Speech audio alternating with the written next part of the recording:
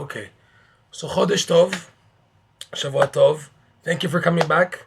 Thank you for having an interest still in Rabbi Nachman and Rav Noson's teachings, because these teachings are really out of this world.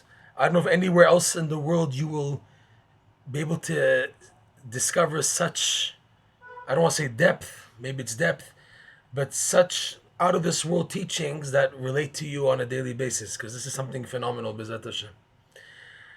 Where we're holding is now, after Rav Noson, he introduced to us on a deeper level what was the actual blemish of Adam and Chava, and by extension, what is considered one of the biggest tests of life, which is this idea of knowing when to run forward in intellectual pursuit and when to stop. He's now going to add another stage, another dimension, and showing with proofs. He's going to collect from places in Chazal and show you the connection, and to prove, I don't know if that's the word, to prove, but to bring out more Rabbi Nachman's perspective, because what's happening here is Rabbi Nachman made an expression of a concept. Rav Noson took it and shows us that this is what actually happened with Adam and Chava, and it's so relevant that the rectification of the world is dependent on fixing this concept of what's, like we said in the terminology that he used, is what's called, we didn't really see it, it's called redifa and me'akev, when to run forward and when to stop. Or like he said, the koach of the misarder and meyashev. We said this last week, the faculty of the mind to be organized and settled. And this is the key for everything else. Because just on the side point, when the mind is settled, you can see things that other people don't see. When you have such a clarity in life, because there's a lot of static, you should know there's a lot of static. The Gemara says, for example, that there's noise non-stop in the world. And where's the noise coming from? It's coming from the sun cutting through the firmament, the rakia. The whole world is affected by this noise. On one hand, you don't hear it, but there's always noise. And the noise is a type of distraction, a disruption, whether you know about it or not. But the point is that a person doesn't have clarity because there's a lot of static and bad energy and distractions that even the person doesn't know about them, but the distractions there, not allowing him to have that clarity. And if you have clarity, you can begin to see the most amazing things.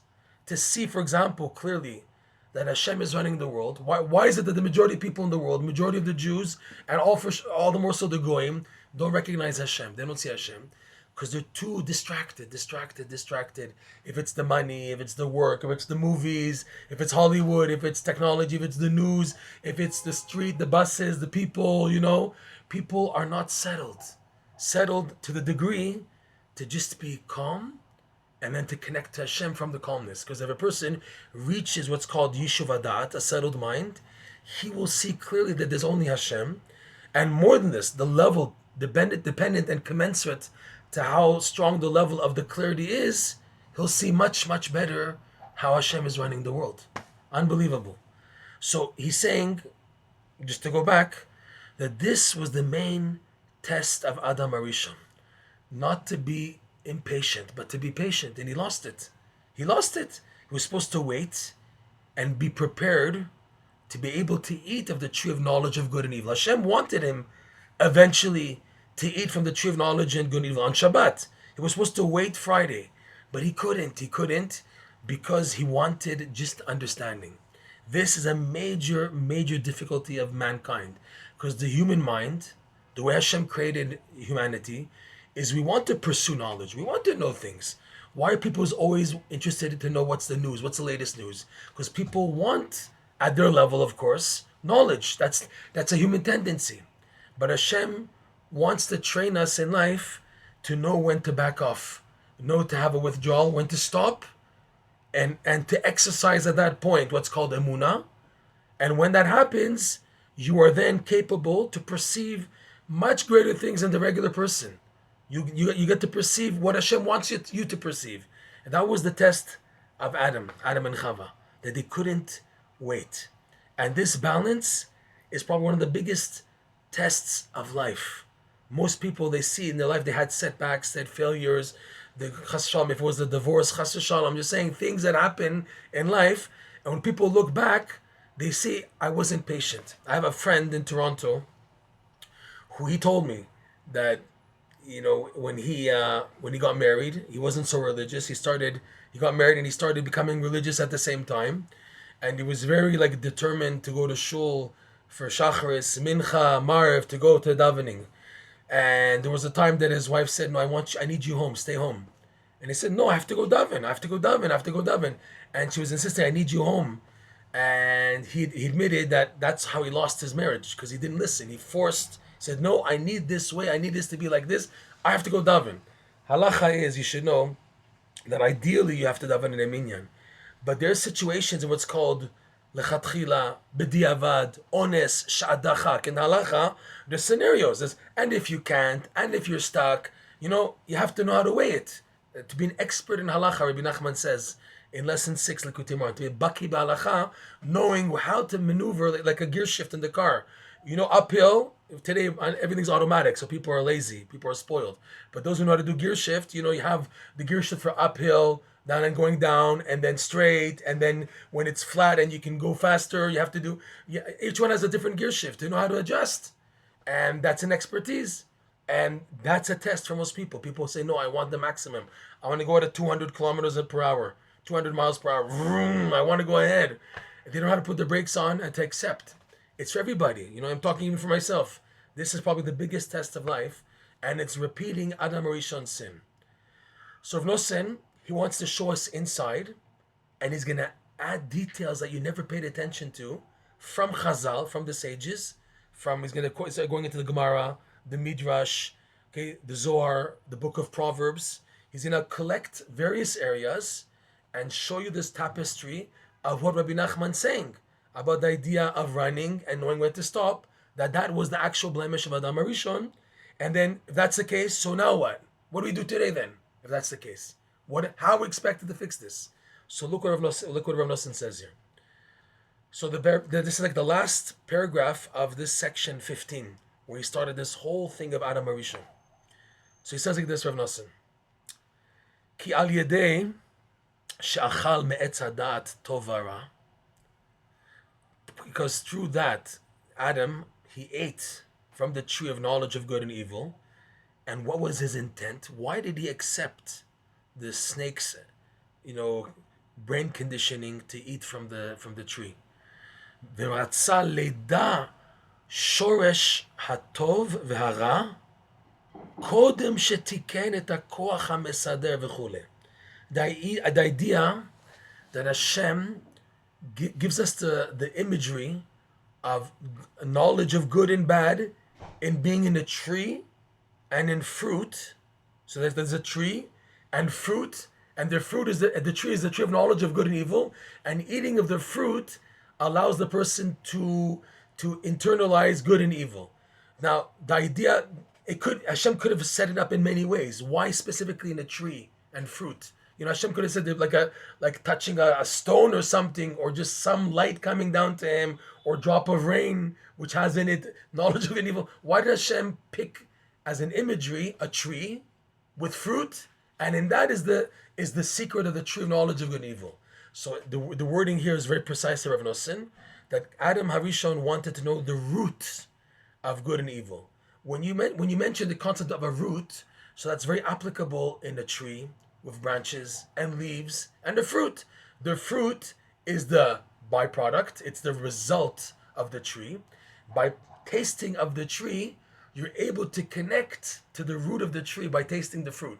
The fruit is the result. So when you have the result, you know where it's coming from. So that's the test that Hashem didn't want Adam to get into, but Adam couldn't resist. He had this type of curiosity, or this thirst for knowledge, which is understandable, because that's how Hashem created man, to be thirsty for knowledge, for wanting to absorb more understanding. That's mankind.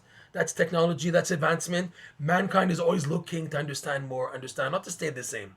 To advance. That's how history works. That's how we see how things were. Things got better and better and better and better on a technological sense, meaning that there's an advancement. So he wanted to know the root of good and evil. He had access only to good, no evil. But he was tempted to know the root of good and then knowing automatically the root of evil also. That was because his thirst to know this. Hashem did eventually want him to know it, but at the right time. So Rav Nosson says he wanted to know the root of good and evil, which is in the tree. But the problem was, Kodem shetiken et hakoach hamesader v'chule. But the problem with Adam, he wasn't patient. He wanted to know already the root of good and evil before he was ready yet, before he was able to fix and rectify his mind's power and control of settling and organizing the mind. His mind was not yet organized and settled. He was just created Friday morning, and Hashem was planning to give him access to the infinite light, which he was waiting for him to give it on Shabbat. So, and if he would access the infinite light, his mind would be ready then, in a state to, yes, perceive the root of good and evil and not being affected negatively by it. And yet, he wasn't yet ready for that. He didn't yet fix the mind's power of organizing and settling. So Rav Nosson adds something scary. This is unbelievable. And this, we see this today like crazy. It's unbelievable. Al yedei zeh nafal lichfirot. Through this, through that Adam, he didn't yet fix the control, the settling and organization of the mind, and he wanted to know, and that's reflected in his going against Hashem's instruction, and he ate from the tree of knowledge of good and evil. Through this, he fell to kfirot. Kfirot is like a denial of Hashem. Kofer ba'ikar. There's minut, which is like someone who's like an atheist. But kofer ba'ikar, kfira, when you say someone is a kofer, he's now denying, he's going against, denying Hashem's essence. Kofer, he's like in deniance. It's a funny word, kofer. Kofer means a few things. On one hand, kofer is like rooted in kaper, which means to atone. And also, kafer means also to clean. To clean totally. The person feels nothing's here, and it's totally wiped out. Kofer ba'ikar. The commentary is, look what he's going to quote now. He's going to quote the Gemara. The Gemara, Rav Nachman in the Gemara, Rav Nachman the Amora in the Gemara, this is Sanhedrin, page 38b. Let me just open it up even.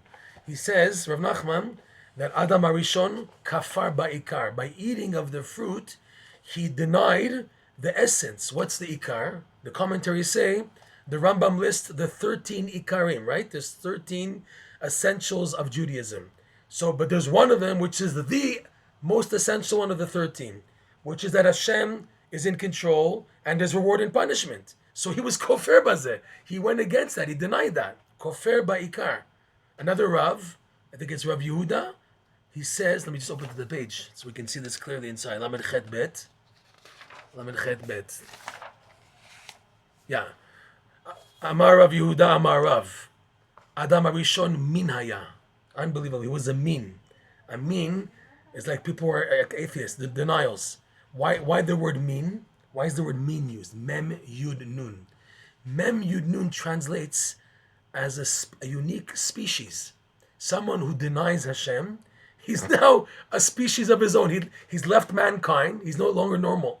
He's no more considered normal, and he's a species of his own kind. That's why the word min is used for people who are atheists and denial. Okay?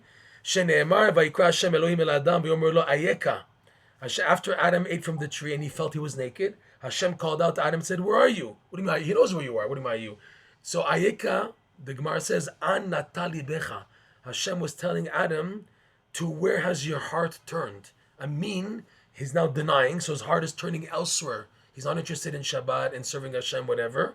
So Hashem was telling Adam, to where has your heart turned? Rav Yitzchak Amar something else. Moshech Ba'olato. We'll skip that. Okay? And then the third thing, it says, Amar Rav Nachman, Kofer ba'ikar haya. He was denying the ikar. Kofer ba'ikar. Okay? So Rav Nosson is using the Gemara. That Rav Nachman says in the Gemara, that he's a kofer. And Rav Nosson is showing us now, this denial of Hashem's essence comes from the blemish that Adam wasn't patient to settle the mind, and by not being patient to settle the mind, he causes a blemish where the damage is total, where a person now is denial. Okay? The Gemara says, there's a verse from Proverbs, Me'uvat lo yuchal litkon. Something which is crooked, comma, can never be fixed. It's a verse in Mishlei, Me'uvat lo yuchal litkon. Someone who's is crooked, you can't fix. So the Gemara says on this verse in Proverbs, what is it referring to? What is the Me'uvat lo yuchal litkon? So the Gemara says this is a Torah scholar who fell off. A Torah scholar who fell off, you can't fix him. He's like totally lost. Isn't that scary? Someone who was in all the way, and then he fell off, you can't help him anymore. This is scary, but it's in line with what he's saying here, and it's a derivative of Adam HaRishon's blemish. He's going to explain it slowly, step by step. But the problem Rav Nosson is trying to tell us, I'm just summarizing ahead of time what he's going to say, is that when a person is too much into intellect, into understanding, and leaves no room and place in life for emuna, which means he has to let go, stop, step back, and go back to just I don't know mode. On one hand, you know, but the more you know, the more you realize how much you don't know. That's the beauty of Torah, is that tachlit hayediyah asher lo neda. The goal of knowing is to realize how much you don't know.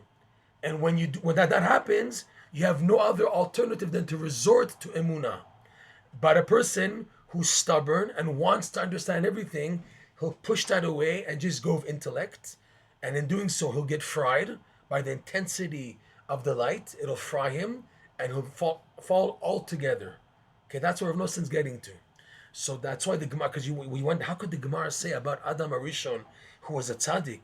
Adam HaRishon and Chava are buried together in Hebron, in Me'at Machpelah, with Avram, Yitzchak, Yaakov, Sarah, Leah, and Sarah, Rivka, and Leah. There's the Arba Zugot. There's 4 pairs. They're Tzaddikim. He's buried in the entrance to Gan Eden. That's the entrance to Gan Eden in Hebron, Me'at Machpelah. So these are Tzaddikim. And the Gemara is saying that it was Kofer Ba'ikar. So the Ben Ish Chai in his commentary on this Gemara, he says, because it's a question asked by many commentators on the Gemara, how could you say about Adam HaRishon that he's a kofer? How can you say that? So they say that how do you say, what's the word?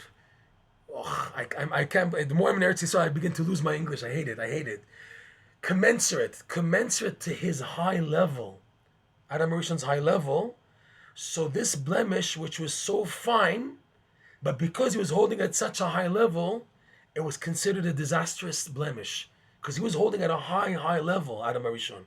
Before the sin, before tasting of the tree of knowledge, before entering to hopefully enter the tree of life, he was holding at a super high level that nobody in existence reached that level, Adam HaRishon, before his sin. Okay? And then, when he did this blemish, it's considered like a total destruction.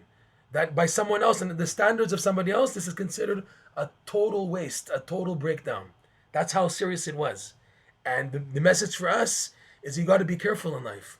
Many people who they say, I know, and they act with a type of haughtiness that they know what they're doing in life, they know what's happening, and there's no room for humility. Watch it. These people are in for it in life. And we've seen that many times. People who are so-called Mr. Know-It-All, and they think they know, they had the biggest crashes in life. Because there's no room for humility, which is another expression of emuna. Humility and emuna work together. When you're humble and you recognize you don't know, and you know, you're not denying that you know, but you also recognize how much more there is that you don't know. Okay, you know, the guy finished all the Talmud, all the Kabbalah, everything, but he's open to realize how much more is out there that he doesn't know, millions of times greater compared to what he does know. So he has a sense of humility. I don't know. And he has a mixture of emuna with that he believes in what he doesn't know. He believes that this is the way to go, and even though I don't understand it, okay? Most people who have the attitude of, I know, they crash. It's terrible. We see it again, at least I see it in history, and the people that I've come across to in life, how many people crashed, and I saw how they were Sof ma'aseh b'machshava tchila. You see the final action is retroactive from how they were acting and thinking in the beginning. You see, oh, this guy, we got to be careful. He's on standby, observation, and then boom, what happens, like happens unfortunately many times, people, they crash because they're too much into the understanding and intellectual part, which is really bad. This was the damage of Adam Harishon. So now, Rav Nosson starts off quoting this Gemara. Okay, it's Sanhedrin, page 38b. Like the rabbis teach that he was kofir ba'ikar, and he's saying that the kfira, the denial of Hashem's essence, was the result that he didn't yet fix his mind, the power of the control of his mind to be organized and settled and structured. Ki haya bechinat nirgan mafrid aluf. Because Adam Harishon was in the category of this verse from Proverbs chapter 16, 28. It's the whole verse. Let's take a look at the whole verse, okay? So you can see the whole context.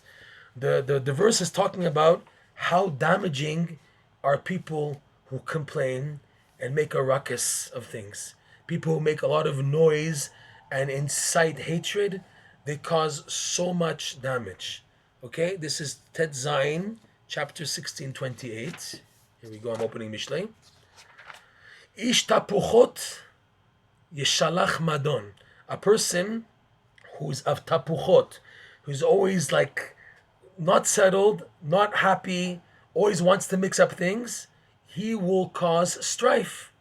Venirgan, nirgan is a word which is found in the Torah of complaining. People who complain too much, nirgan, they complain, they're not happy with their portion. Mafrid aluf, they separate aluf. Aleph, lamed, vav, pe. What's this word aluf? So Rav Nosson is already going to the midrashic explanation of this verse. Aluf is a reference to Hashem. The Rashi in the commentary says it's referring to the Shekhinah, divine presence. But aluf is a term for Hashem. Hashem is called alufo shel olam. Aluf in Hebrew means like a captain, a chief, like you have listed in Bereshit, all the chieftains of the descendants of Esav.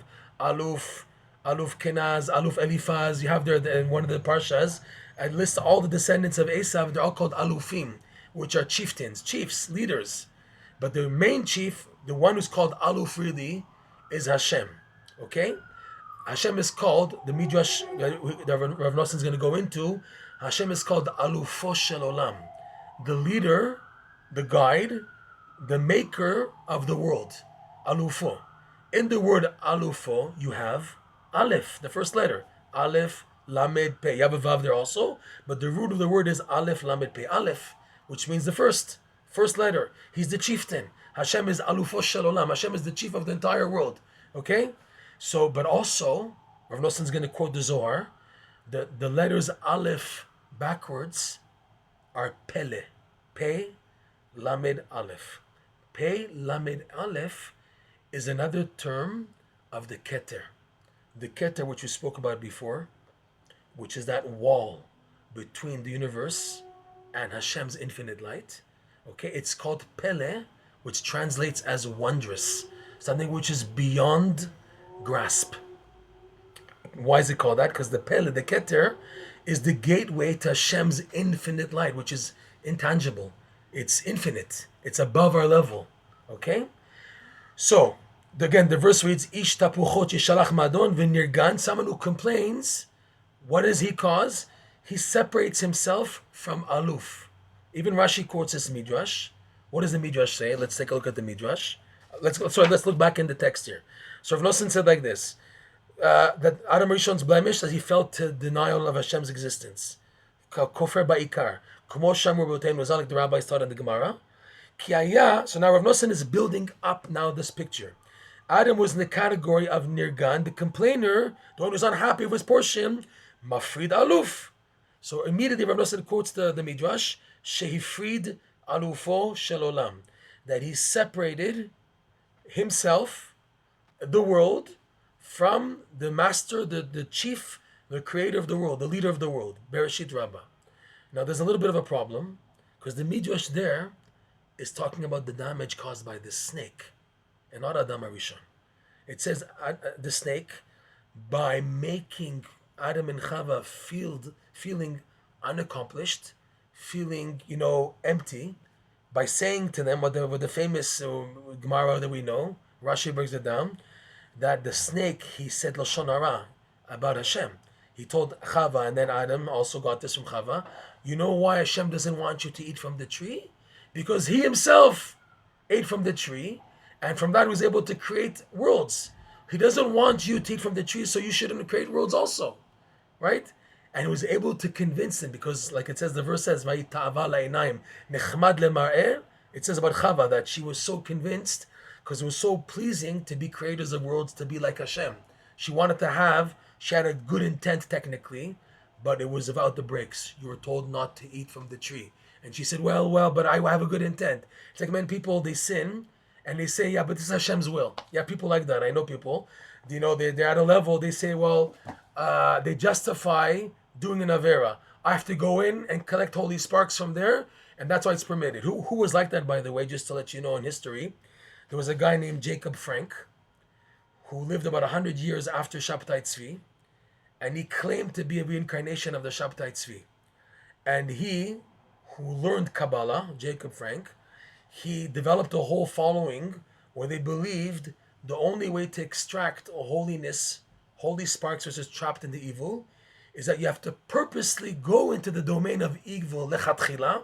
You have to go in, accept the evil, do evil, and by doing that, extract holiness. So him and his whole group, they were immersed in immense immorality, and they all got baptized in front of the church. This was like in Russia or Poland, whatever. Take a look at your historical books. They were in the 1700s, really, a bit after, late 1700s.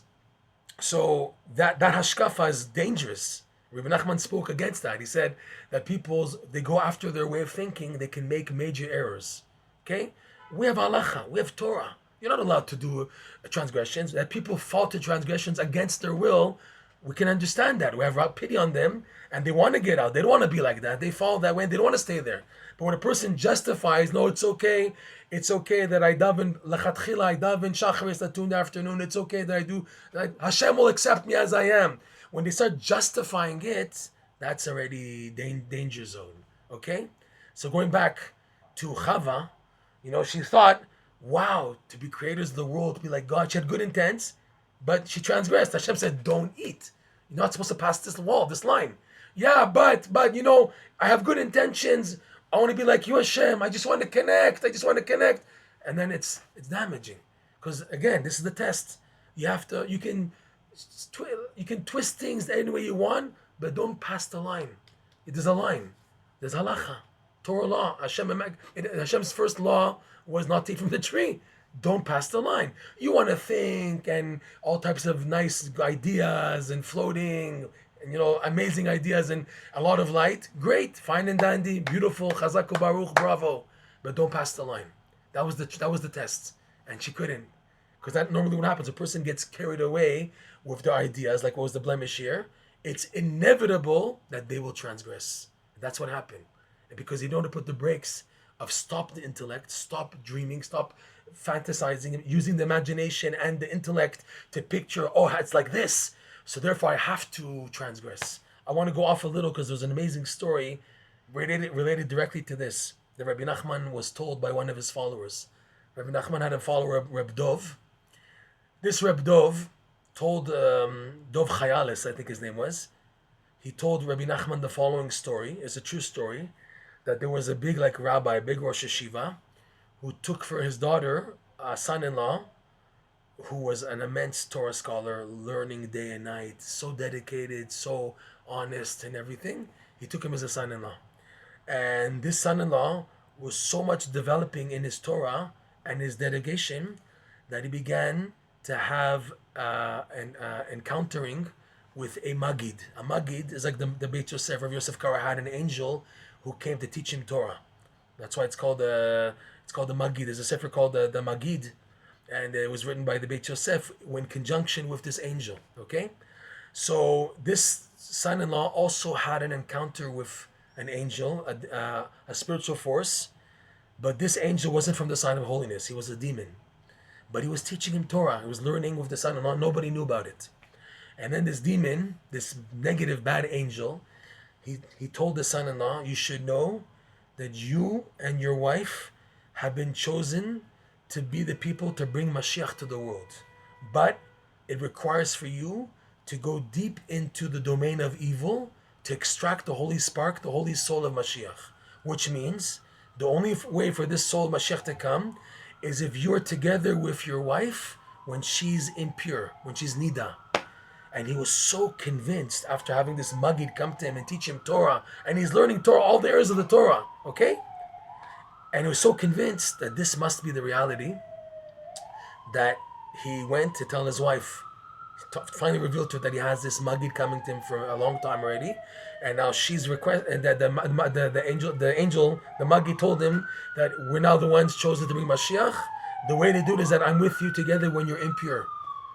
So she respected very much her husband, and she saw his devotion, but she was scared about this because this doesn't sound kosher, doesn't sound right. So without her husband knowing, she went to tell her father, and when he heard this, he freaked out.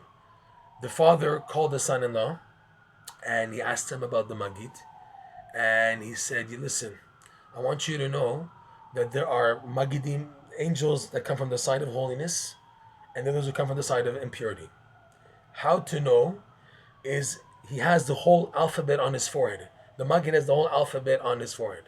Okay? If the letters are shining, I forgot the story. If it's the letters Aleph, Mem, Tav, Emet are shining, then he's from the side of holiness. And if not, he's from the side of impurity. But watch it. Once he finds out that you know that he's really a Maggid from the side of impurity, he's going to try to attack you. So the Rosh Shiva, told him, who was also a master Kabbalist, I will prepare for you some amulets, some kemeot, and carry them on you, and they'll protect you from any attacks that this demon Maggid will try to do upon you once he finds out that you know the truth. And that's exactly what happened. The next time he met the Maggid, he saw on his forehead that the letters are not shining, so he had the amulets to protect him. But the point of the story they want to bring out is that he was so convinced that this is the right thing to do. But it's transgressing the Torah. She, the wife, had emuna still, and she knew we don't do this, we don't pass this line. As convincing as it is, and proofs, you can imagine the Maggid, he gave him so many proofs that this is the right thing to do, but she wasn't pushed, she wasn't convinced. There's the line. The line is up to here. Adkan. We don't pass this line. So if you're passing the line of halacha, and there's no permission at all, ever, it's one of the 3 cardinal sins to do this. Gilu arayot. You're not allowed to do this, right? So you pass this line, we know that it's wrong, that it's sheker. And this, again, is the problem here. So let's, in the Midrash, this is Bereshit Rabbah, chapter 20, paragraph 2. So he says about the snake that he's nirgan mafrid aluf, that he was causing a complaint. You know why Hashem doesn't want you to eat from the tree? Because he himself ate from the tree. He doesn't want to become like him. So it's like a complaint. So he separated aluf. So now the problem is Rav Nosson is calling Adam Arishon the one who's nirgan mafrid aluf. But the Midrash says that it's on the snake. He's the nirgan mafrid aluf. It didn't say in the Midrash that Adam is.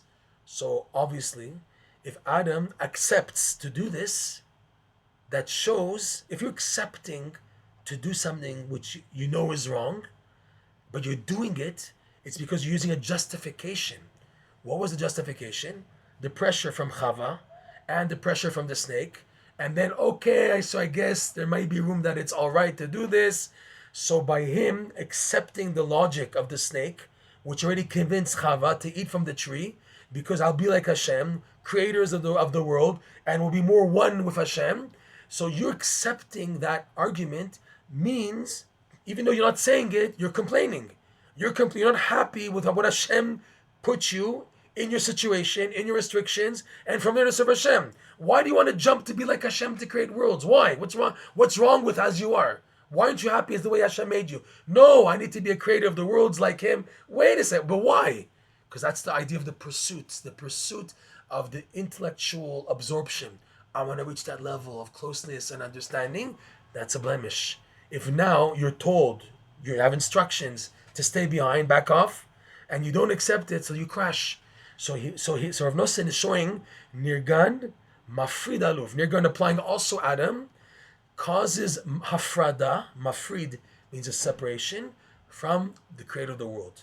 That's what the Gemara said, that he was a kofer ba'ikar. He's a denial of the essence of Hashem's existence, because that's separating Hashem from the world. By you not listening to Hashem, you're now mafrid, separating. That's what happened. He brought death unto the world. He was supposed to live forever at Adam Rishon, and by now not following this statute, it's called, this verse specifically is used by the Midrash, nirgan mafrid aluf. The one who's nirgan, meaning you're not happy with your situation, you're now called a mafrid aluf, okay? And now Rav Nosson said, like we said earlier, and what is aluf? Shefrid alufo shel olam, like the Midrash says, he separated the chief of the world from the creation by not following, the orders. Shehi, and what's alufo? On one hand, it's Hashem, he's the chief, but it's the term of the energy of Hashem called the keter. Shehi bechinat keter shenikra pele. Like we said, the keter, which is called the pele, it's wondrous, it's beyond your grasp. Bechinat aleph. And because it's the same letters backwards, it's called aleph. Why is it called aleph? Because keter is, like we said, the beginning point. It's the maximum level you can reach in closeness to Hashem. When you reach the keter, you're at number one. It's technically el aleph. Backwards it's pele, but it's really the aleph there, okay? Kayadua, as is known, that aleph and pele and keter are all connected. It's in Tikkun Zohar, Tikkun 69, that's page 115a, where he goes into the idea that Rabbi Shimon Bar Yochai, saying amazing things there, that he's discussing with Rabbi Elazar, his son, what was the exact blemish, how far did the blemish of Adam HaRishon reach? And they said it reached up to the keter, right? A hevel achicha. He said A, that when Cain killed Hevel, so the wording used was A. And also, in Adam HaRishon, this is ayeka.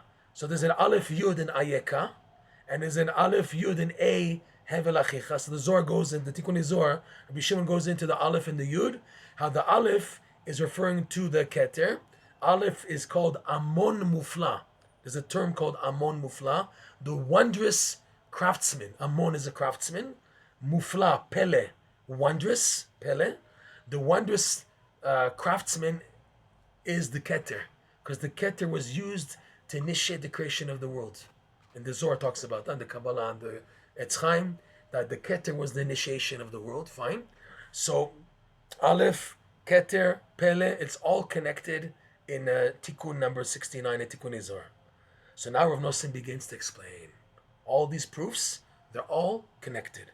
Dahainu, in other words, she'asa perud bein bechinat hada'at ubein bechinat haketer. That Adam HaRishon made a hafrada, like we said that word, mafrid. He made a perud, a separation between the da'at, his da'at, and the keter. First, Hashem wants the creation to be complete by joining the da'at with the keter. But the person who wants to know, he tries to bypass the keter. He doesn't want the keter because the keter is putting on the brakes. The keter, Rabbi Nachman teaches in lesson 24, is similar to what Elihu said to Eov in the book of Eov, Katar li ze'er v'achaveka. Rabbi Nachman brings this verse in lesson 24, that Elihu was bringing convincing arguments to Eov not to question Hashem for his suffering. So he brought a whole list of good arguments, and then he said after that, he said to Eov, Katar, wait for me a little. Katar li ze'er, wait for me a little. V'achaveka, and I will give over to you even more convincing arguments. So the wording here is not in Hebrew, it's in Aramaic. Katar has the same letters as keter. And Rabbi Nachman shows the connection that the keter causes you to wait. It pushes the wall on you. Katar, wait. Keter, the crown. They're all synonymous, okay?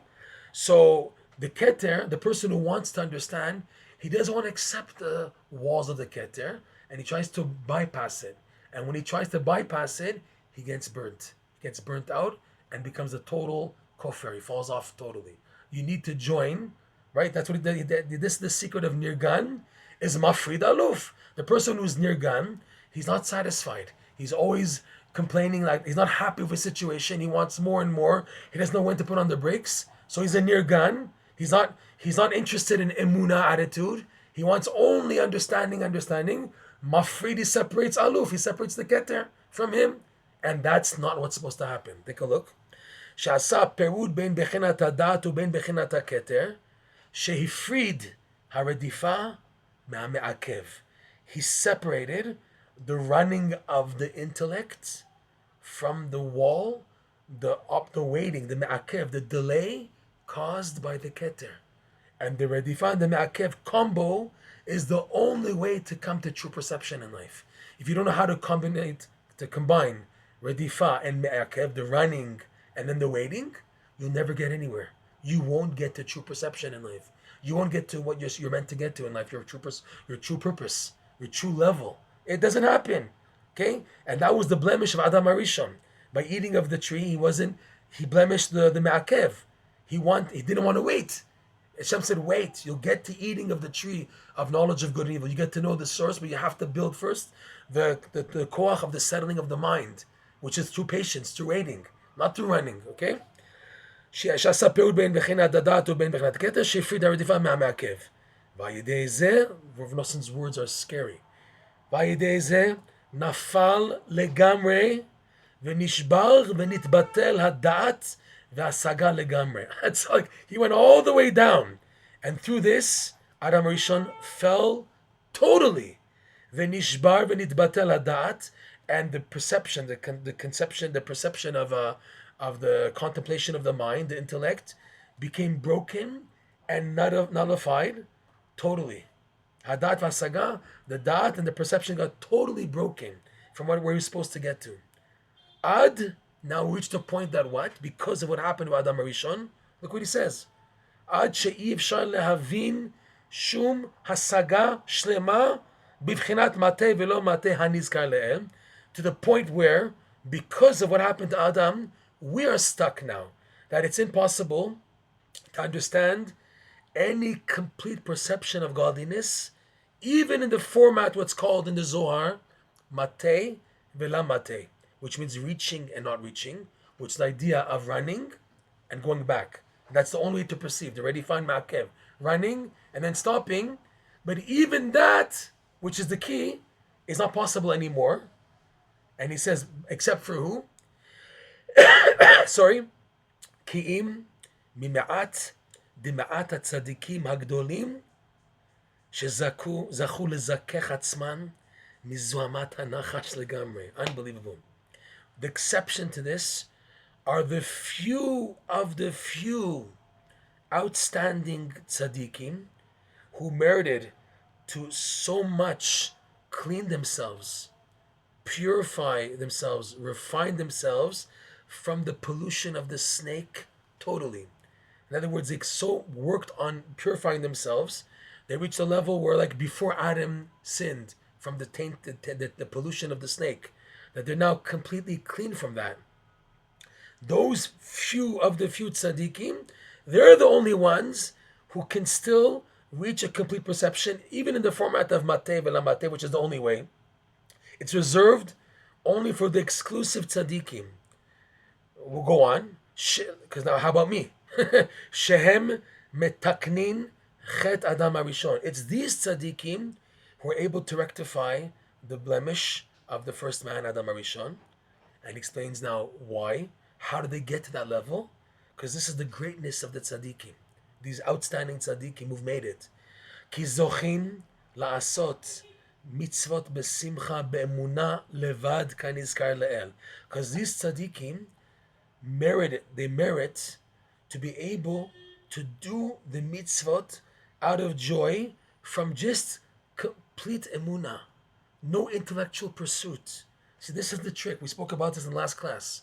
The trick of being a Jew is, on the one hand, you learn Torah, so you feel like, wow, I'm so infused, I'm so filled up. Fill her up, unleaded. Come on, fill her up. The person is so filled with amazing Torah perceptions. He had an amazing class, an amazing Gemara, amazing Halakhot, amazing Midrash, Zohar, Kabbalah, meditation, whatever. But it fills him up, okay? And then you have to close the book and daven Marv, let's say. We have to now go and do a mitzvah. So these tzaddikim are able to balance that when it comes to serving Hashem, they drop the intellect totally and just Do the mitzvah out of simple joy from just emuna. Okay, so you might ask, so if that's the case, why learn? Don't learn Torah. Don't waste your time learning Torah if now I'm not going to use it. Why should I use it? You tell me not to use it at the time of serving Hashem. So why do I have to go to classes? Why do I have a mitzvah to learn all the Mishnayot and all the Shas and the Shulchan Aruch and Chumash and Tanakh and Chassidut and Musar and all these amazing teachings and books? And then you tell me, but when it comes to doing the mitzvah, you push everything aside. What do you want? I shouldn't learn then. The answer is no. The reason why you learn, again, the reason why you learn Torah is to open up your recognition to how much you don't know. The goal of learning, and this happens to people who learn with sincerity and honesty. When you learn, not with ulterior motives, but you learn just for the sake of coming close to Hashem. So in your learning, you become made aware and known how much is out there that you don't know. So because of what you learned, your not knowing is enhanced. So automatically the emuna is enhanced. And with that emuna, you're expected now to close the books and go daven mincha, go daven marev, go daven shachar, go put on your tefillin with just simple emuna and be happy about it. And he's telling us something more, that the secret to be happy in serving Hashem is just acting like we say in French, like a no-no, acting like a stupid person. I don't know anything now. I just know that I'm serving Hashem. He wants my tefillah. You say, but that's ridiculous. Come on. There has to be more depth. And the answer is, that's the depth. The depth is if you're able to succeed in the balance of the learning and being so enhanced. And then when it comes to doing, you close everything and you just go back to emuna, which has been enhanced because of your learning. Because you're expected when learning to realize how much is out there that you don't know. How much is out there? How deep is the story of Shimshon HaGibor, of the Tanakh, of the stories in the Gemara, okay, and the stories in the Chumash, and everything you're learning, and the depth of Halakha, and how the sages, they're so coordinated in explaining everything. Just wow, you're blown away. And you're made to recognize that there's much more out there that you don't know. That's what's expected from your learning. Chazak Baruch, you got to it. And with that emuna enhanced, you go to the mitzvot now. Unbelievable, okay? So few of the greatest tzaddikim are at this caliber, that they're able to, at the starting point, serve Hashem with joy. And Rav Noson's very careful in his words. Be'emuna levad. Zochin lasot mitzvot besimcha be'emuna levad. Kanizkar le'al, as we mentioned earlier. Okay? And then now he goes to the process of how the tzaddikim make it to perceive so much. How is it that these few tzaddikim have reached such an amazing perspective and conception of godliness above everybody else? So here's the next stage. That's stage one, doing the mitzvah besimcha. Number two, ad shezochin al yedei zeh lahasig hasagat haketer, until they merit through this mitzvah performance with simcha out of just emuna, they come to merit through this to perceive the perception of the keter. They reach the keter. Rav Noson brings a verse elsewhere in this discourse, and also in another discourse on the same lesson, 24, Likutey Moharan. The verse reads, it's from Isaiah, V'simchat olam al rosham. Through the simcha of this world, that the Jews are able to do the mitzvot in this world, and be happy, true happy. The goal, the reward is, V'simchat olam al rosham. They get to the head. What's on the head? What's on the head is the crown, the keter. So v'simchat olam, from the simcha of the world, they get to the keter. They get to the crown. Okay? Ad shezochin al yedei zeh lasig hasagat haketer, which means, in other words, on a practical level, what does that mean?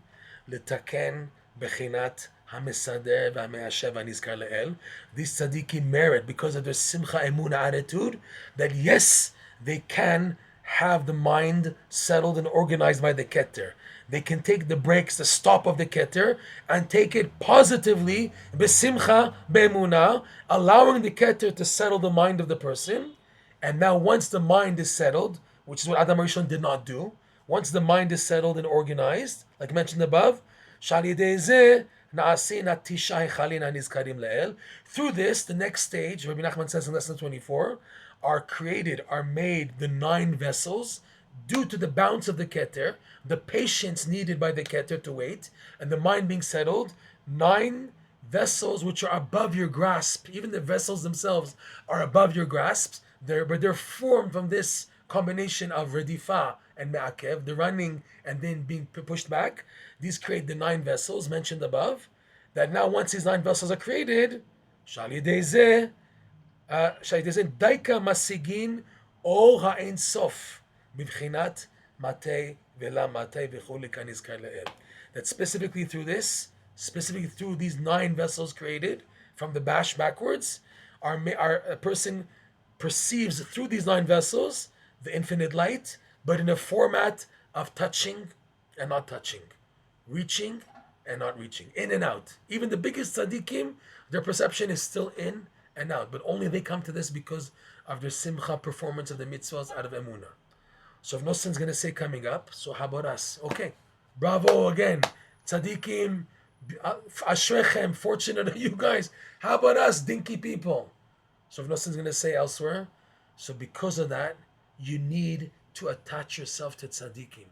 You need to connect to tzaddikim. There's a rule in the Mishnah like this. The Mishnah says in this section called the Taharot. There's a laws of purity and impurity. So there's a law like this. Hadavuk la tahor, tahor. An item which is attached to a pure item, and the pure item is greater than the impure item, so that the impure item is rendered pure like the pure item. Because it's attached, it's next to a pure item, it becomes nullified into it, even though it's impure in itself. Hadavuk la tahor, tahor. So there's a rule like this. They explain like this in the Breslov teachings, that you yourself may be impure because your actions, because your emunas are not at the level, because you have intellectual pursuits and you know you don't have boundaries, you know you have a lot of setbacks and limitations and blemishes, and there's a lot of wrong in your life. So what's your hope? Your hope is to accept, to find, come close to these tzaddikim at this caliber, to have a sense of emuna and bitul, nullification, to accept these tzaddikim, accept their guidance, be close to them, try to emulate them. So what happens is, whatever the tzaddik reaches, you get a free trip. It's like a midget on top of a giant. Okay, the midget, he's taller than everybody else because he's on top of the giant. But in himself, he's a midget. But because his positioning, he's on the shoulders of the giant, so he's what's called a nanas al gabe anak. He's a midget on top of a giant, and he stands taller than everybody else. Even though he in himself is a nobody, he's a midget. But because his positioning is on top of an outstanding tzaddik, it makes him above everybody else. So the hope of the average Jew now, especially before Mashiach comes, is to find day and night and daven constantly to come close to be revealed to these outstanding tzaddikim at this level, and then what happens to them brushes off on you, even though you don't deserve it. But because you have a type of submission, you have a submission according to the level of submission. That's how much you get this. You have a submission, then the tzaddikim shine their lights onto you and their accomplishments onto you. So we finished, and this was the point that Adam Rishon of sin. This was the real blemish, and the only way to fix it now are these big tzaddikim who they manage to balance emuna with intellect. And the main test of most people in life, where they crash, is they try to pursue things only with intellect and no emuna, and not know where to put the emuna. They put the emuna in the wrong place. He says, Rav Nosson elsewhere, that you have emuna and intellect. And people in society, they put their belief in the wrong place. And where they're supposed to put their belief, they put intellect. They start questioning God, and how do I know that He exists, and why, like all questions on philosophy, where they're supposed to put emuna. But when it comes to the running of society, and this is the way it's done, and the Academy Awards, and this is how society works, how come you don't question there? There you accept, everything's acceptable. Yeah, society runs like this, and that's acceptable. You put your emuna there. But when it comes to God and the Torah and the tzaddikim, you mock, chas shalom, you insult, you put down. It's supposed to be reversed. Where there's intellect, that's where in society, it's supposed to question society. Why are you guys doing like this and that? Yes, question the world. Doubt their world. Doubt and question every detail, okay? But emuna, put emuna in Hashem and the Torah and the tzaddikim. But now the world, they switch everything. Everything's backwards. We should be zocheh to have emuna, and Pesach is the time of emuna. There's the food of emuna, it's called. We should be zocheh to have our emuna, and just like the Jews left Egypt, They believed in Moshe Rabbeinu. Whatever Moshe Rabbeinu, whatever you say, we're just following blind emuna. We should be zochet to have that also, B'ezrat Hashem. Okay, thank you. I hope you like the class. Thanks, Rabbi. Thank you. So next week, Pesach, it's too much. So we'll take a break. No worries. So after Pesach, we'll touch base. I hope the class was good. I hope you liked it. Amazing. Okay, so now I sent you 2 links. The second link is a tree link. And if you really want to internalize these ideas, if you feel this is something you like to work on, so you can take a look at the 40-day challenge. In the tree link I sent, there's something called the 40-day challenge. There's rules on the first page, how it works. And that's the way to internalize it, through davening about it. B'ezrat Hashem. Take a look, and we'll touch base. Thank you. All right. Take care. Chag Sameach to you and everybody. Shalom, everybody.